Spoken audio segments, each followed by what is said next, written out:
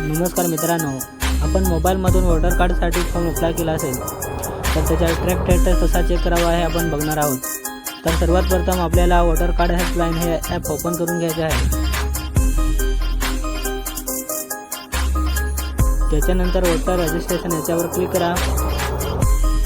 त्याच्यानंतर track status याच्यावर click करा।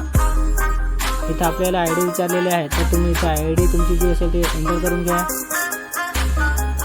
त्याच्यानंतर स्टेट विचारले आहे, तर तुमचं जे पण असेल ते तुम्ही इथे सिलेक्ट करून घ्या।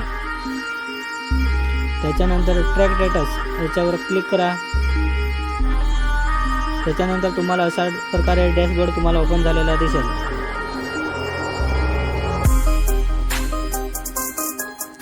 तुम्ही बघू शकता तुमचा फॉर्म सबमिट झालेला आहे किंवा नाही, व्हेरिफिकेशन झालेला आहे किंवा नाही, किंवा ॲक्सेप्ट झालेला आहे की नाही। अशा प्रकारे तुम्ही ट्रॅक करून तुमचा फॉर्म तुम्ही बघू शकता। आणि नोटिफिकेशनला ऑन करून बेल आयकॉनला क्लिक करा, जेणेकरून तुम्हाला नवीन व्हिडिओचे नोटिफिकेशन मिळून जाईल।